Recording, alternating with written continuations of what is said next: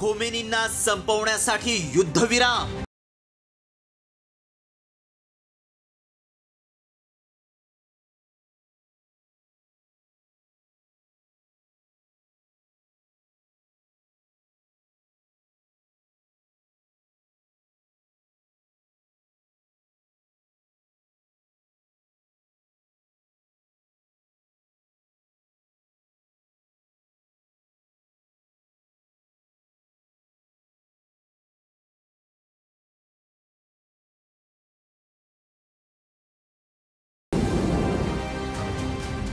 इराणी लोक आणि त्यांचा इतिहास अनेकांना ठाऊक असेलच, त्यामुळे इराण शरणागती पत्करणारा देश नाही असा इशारा इराणचे सर्वोच्च नेते अयातुल्ला खोमेनींनी दिलाय।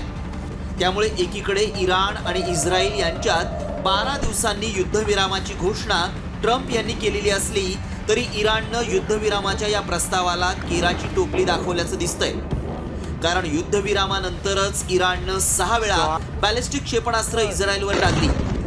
खोमेनींनी युद्धविरामाला गांभीर्यानं का घेतलं नाही की युद्धविरामाच्या नावाखाली खोमेनींची हत्या करण्याचा डाव आखला जातोय। युद्धविरामाच्या घोषणेनंतरही खोमेनी कुटुंबासह बेपत्ता आहेत। युद्धविरामातून इस्रायल खोमेनींच्या हत्येचा डाव आखत असल्याचा संशय। खोमेनींच्या सुरक्षेसाठी इराणनं रिव्होल्युशनरी गार्ड्सचं युनिट तैनात केलंय। खोमेनींचा संदेश मध्यस्थांमार्फत बंकर बाहेर येतो। हत्येच्या भीतीपोटी खोमेनींकडून उत्तराधिकारी निवडीला सुरुवात झाली आहे। इस्रायलचे पंतप्रधान बेंजामिन नेतन्याहू यांनी आधीच इस्रायल इराण युद्ध खोमेनींच्या हत्येनं संपेल असं म्हटलं होतं। त्यात इराणमधल्याच अधिकाऱ्यांनी खोमेनींना इराणच्या सर्वोच्च नेत्याच्या पदावरून हटवण्याची तयारी सुरू केली आहे। इस्लामिक क्रांती दरम्यान नेते पदावरून हटवलेल्या शाह मोहम्मद यांचा मुलगा रजा पहलवी यानं इराणी क्रांतीमध्ये लष्करानं सहभागी व्हावं असं आवाहन केलंय।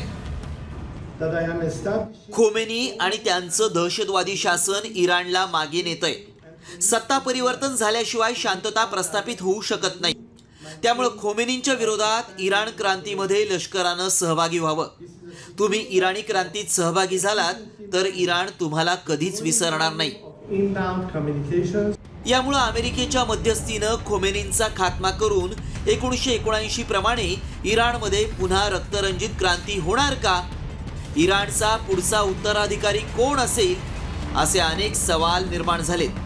मात्र खरंच युद्धविराम खोमेनींच्या हत्येसाठी आखला गेलाय का हे पाहणं महत्त्वाचं आहे। ब्युरो रिपोर्ट, साम टीव्ही न्यूज।